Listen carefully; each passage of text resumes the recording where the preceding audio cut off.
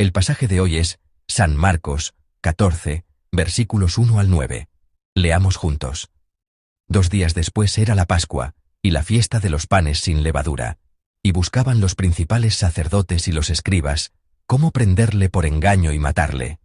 Y decían: no durante la fiesta, para que no se haga alboroto del pueblo. Pero estando él en Betania, en casa de Simón el leproso, y sentado a la mesa, vino una mujer con un vaso de alabastro de perfume de nardo puro de mucho precio, y quebrando el vaso de alabastro, se lo derramó sobre su cabeza. Y hubo algunos que se enojaron dentro de sí, y dijeron: ¿para qué se ha hecho este desperdicio de perfume? Porque podía haberse vendido por más de 300 denarios, y haberse dado a los pobres.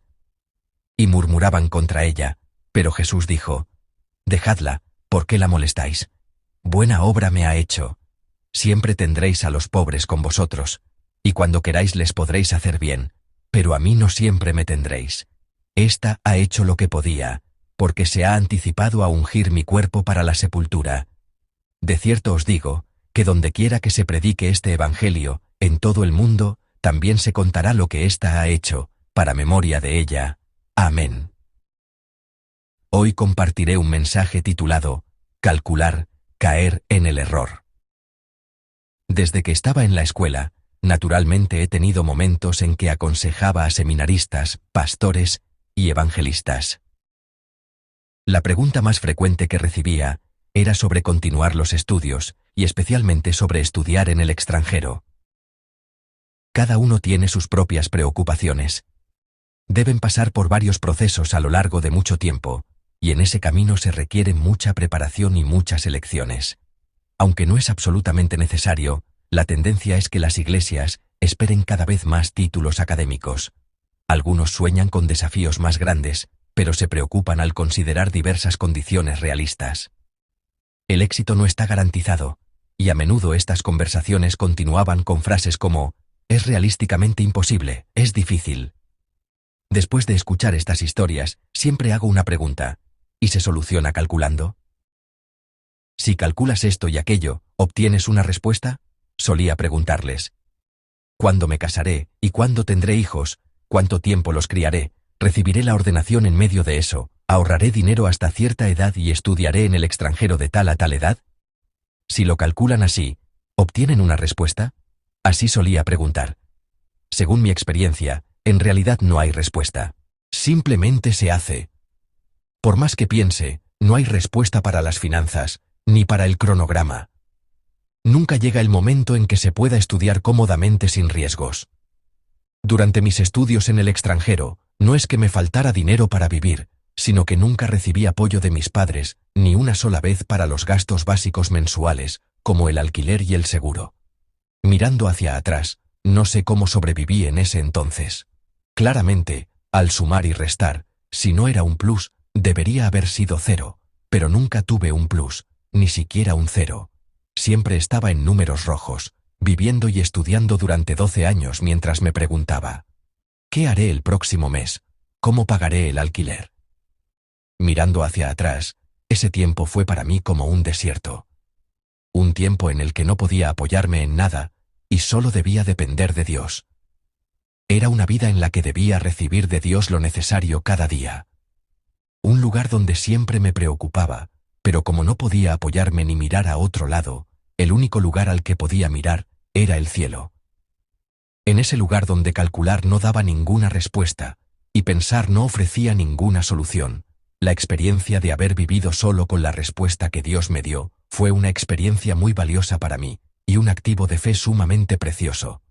Para alguien que intentaba calcular, Dios creó una situación que era imposible de calcular. Y me dio la comprensión de que se puede vivir sin calcular. Hermanos, el pasaje de hoy trata precisamente sobre este asunto de calcular. El año pasado, dije esto. El amor, en una palabra, es no calcular. El amor es simplemente un derroche. ¿Lo recuerdan? ¿O les suena nuevo? Saludemos a los hermanos que están a nuestro lado diciendo: el amor no calcula. Intercambiemos este saludo. El amor no calcula. Y el amor es simplemente un derroche. En nuestros días de noviazgo, de hecho, hemos amado de esa manera.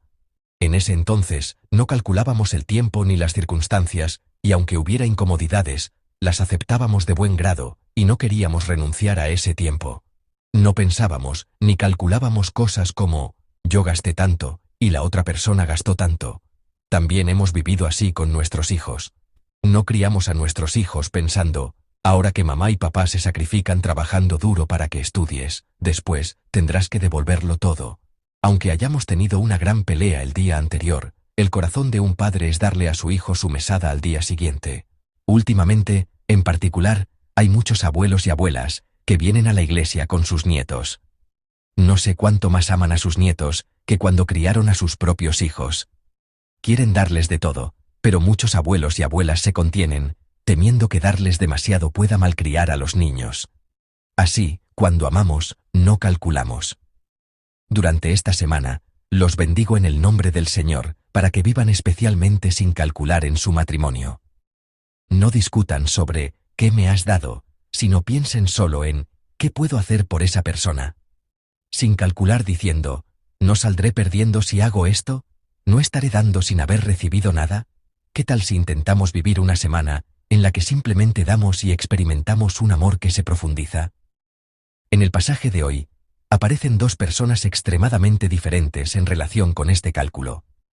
Una es la mujer que rompió el vaso de alabastro con perfume, y la otra es la persona que calculó el valor de ese vaso roto. Hoy en día, hay intentos de entender a las personas dividiéndolas en varios tipos, como el MBTI. Estas herramientas pueden usarse originalmente para entendernos mejor unos a otros. Para entenderme a mí mismo y a los demás, son pruebas creadas para comprender.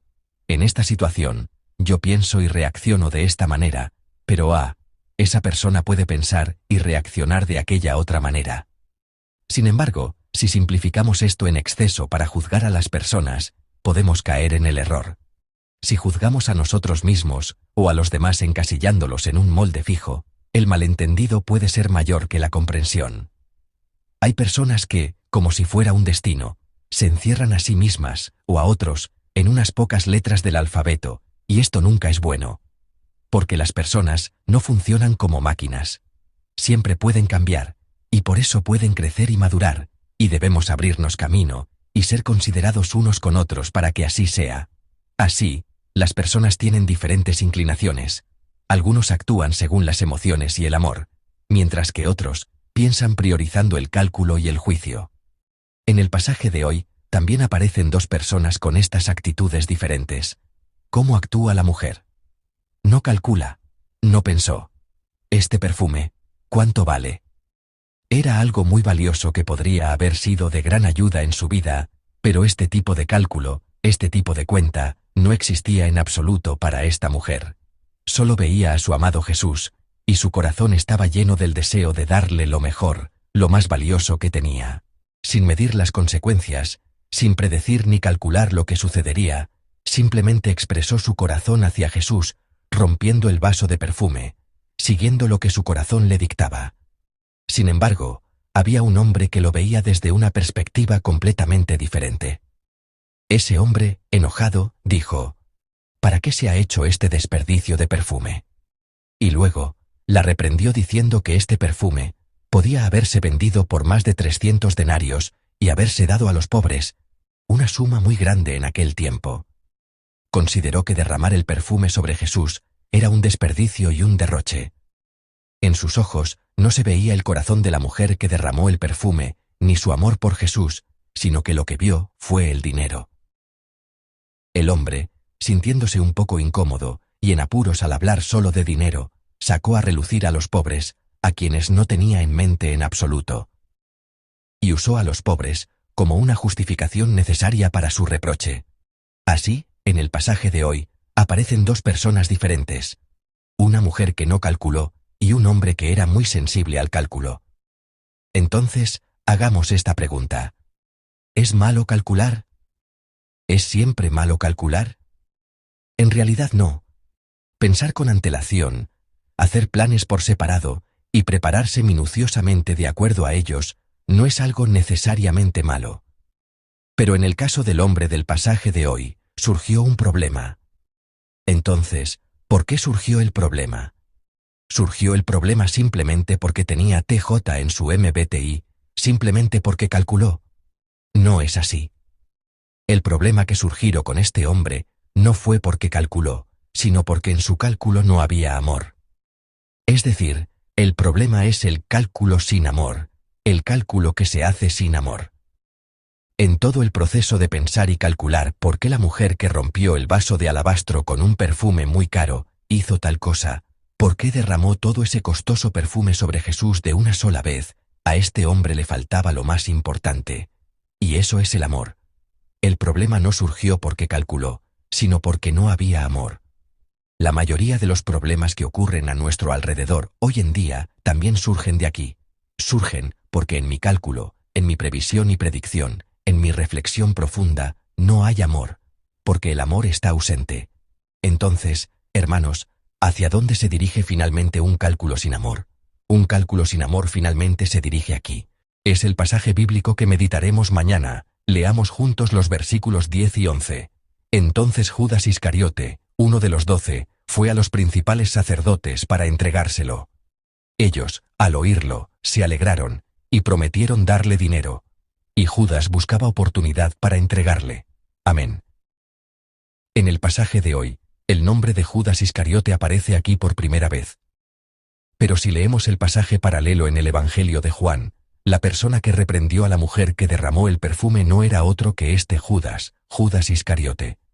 El ejemplo de su cálculo es que, al final, de tanto calcular y calcular, ¿a qué respuesta llega? Llega al punto de vender a Jesús. Judas debió haber estado calculando continuamente. No solo calculó el valor del perfume ese día, sino que probablemente desde antes venía pensando: ¿hacia dónde va mi vida ahora? ¿Está bien mi vida así? Pensé que si seguía a Jesús ganaría algo, que mi vida sería productiva, pero si sigo así, ¿no habré desperdiciado mi tiempo, mi pasión y mis bienes? ¿No lo habré malgastado? ¿No lo habré tirado a la basura? ¿No es una lástima? Probablemente había estado pensando y calculando continuamente. El cálculo que no abandonaba su mente, la sensación de haber perdido, y el deseo de recuperar lo invertido, lo llevaron hasta aquí, hasta vender a Jesús. Y la estación final de su cálculo fueron 30 piezas de plata. Un cálculo para compensar, aunque fuera un poco, el esfuerzo en vano de los últimos años, el tiempo perdido siguiendo a Jesús. Mientras hacía ese cálculo, ¿hasta dónde llegó?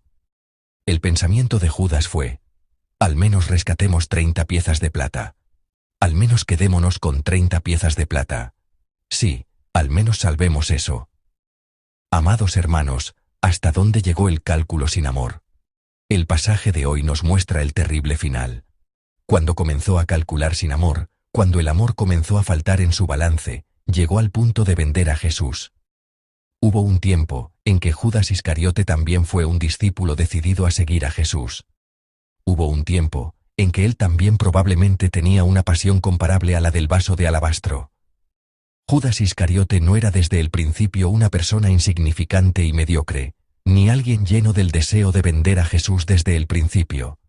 Judas Iscariote también fue una persona que al principio dejó a su familia y abandonó su trabajo para seguir a Jesús.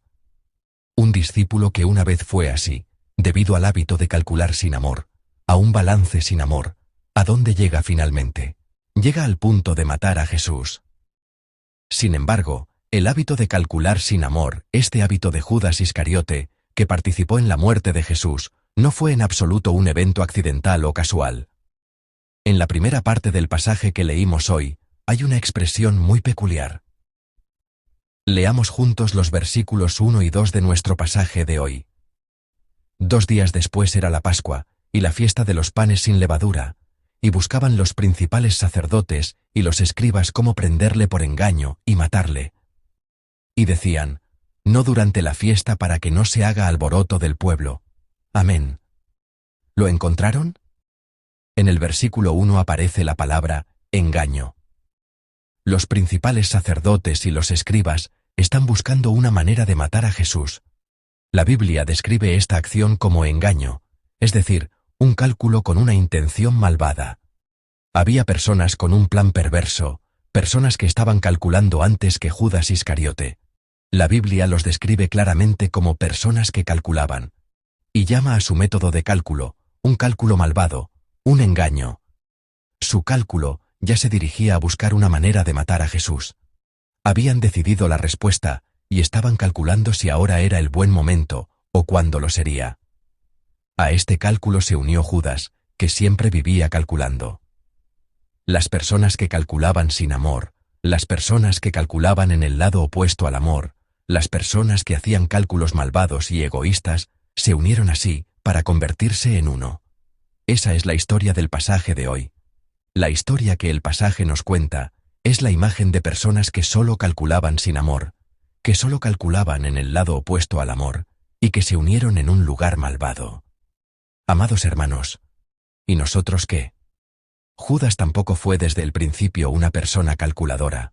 Judas también fue un discípulo que en un tiempo decidió apostar toda su vida por Jesús, no menos que esta mujer que ofreció el vaso de alabastro. Judas Iscariote también fue uno de los discípulos que dejó a su familia y su trabajo para seguir a Jesús por completo. Pero en algún momento, un corazón calculador surgió en él. No un cálculo con buenas intenciones, sino un corazón que calculaba si mi vida es una ganancia o una pérdida. Un corazón que no quería perder, se infiltró sutilmente en su mente. Cuando no pudo manejar adecuadamente ese corazón calculador, el cálculo de su corazón finalmente se convirtió en un plan perverso, un cálculo malvado. Y con ese cálculo, dio la respuesta equivocada de vender a Jesús. Un cálculo que lo llevó a participar activamente en la muerte de Jesús. Esa fue la respuesta que dio su cálculo. Amados hermanos, ¿y nosotros qué? Al seguir a Jesús, ¿no estamos haciendo también estos cálculos? No nos preocupa. Si me entrego por completo a Jesús, ¿qué pasa si mi vida sale perdiendo? Hubo un tiempo en que nosotros también seguimos a Jesús con pasión, solo con esa pasión, y nos dedicamos con la decisión de entregarle por completo nuestra vida. En ese entonces, nuestro punto en común era este. No calculábamos en absoluto. No dudábamos, ni nos preocupábamos diciendo, ¿qué pasa si salgo perdiendo? Si sigo a Jesús así, ¿qué pasa si mi vida se arruina? Hermanos, ¿por qué no calculábamos entonces? ¿Por qué no era necesario calcular en ese momento? Porque aquel a quien conocimos entonces, aquel que movió nuestro corazón, ¿quién era? Era aquel que nos amó sin calcular. Fue aquel que nos aceptó tal como éramos, sin calcular. Aquel que no nos juzgó diciendo, tú eres así, tú eres asá, sino que nos aceptó tal como éramos, con nuestras manchas, con nuestras espinas, sin calcular. Ese fue nuestro Señor, quien nos encontró. ¿Cómo puede dar a su Hijo unigénito para ganar a alguien como yo? ¿Cómo puede matar a su propio Hijo para salvar a alguien como yo, a su único Hijo? En ese momento, todos nosotros conocimos a un Dios así, un Dios que no calcula en absoluto, un Dios que nuestras mentes, que hemos vivido calculando, no pueden comprender en absoluto. Pero, ¿cómo estamos ahora? No hay desde hace tiempo una balanza firmemente plantada en nuestros corazones. En un lado, ponemos la fe y la creencia, y en el otro, ponemos nuestras ambiciones mundanas, y nos inclinamos de un lado a otro. Descubrí que no debo profundizar demasiado. Descubrí que si me acerco demasiado, saldré herido. ¿No vivimos así, midiendo de un lado a otro para no salir perdiendo? Hermanos, ¿hay amor ahí? En esa balanza, ¿está el amor de Dios, el amor por Dios? En esa balanza, está la cruz. La cruz, el signo del amor de aquel que vino a nosotros primero, y nos abrazó sin ningún cálculo, sin ningún juicio. ¿Está en esa balanza que desde hace tiempo está en nuestros corazones? Amados hermanos, dejemos la balanza sin amor, para que no surja un corazón como el de Judas Iscariote que dice, al menos que me queden 30 piezas de plata, al menos que me queden 30 piezas de plata, para que nuestro cálculo no se convierta en un plan perverso como el de los principales sacerdotes y los escribas. Dejemos todas las balanzas sin amor y las calculadoras sin amor, y aferrémonos a la cruz. En esa cruz está el corazón del Señor por nosotros. En esa cruz está el corazón del Padre que nunca calculó, sino que simplemente nos abrazó y nos amó. En esa cruz está el corazón de Jesús, que voluntariamente murió de forma atroz para salvarnos.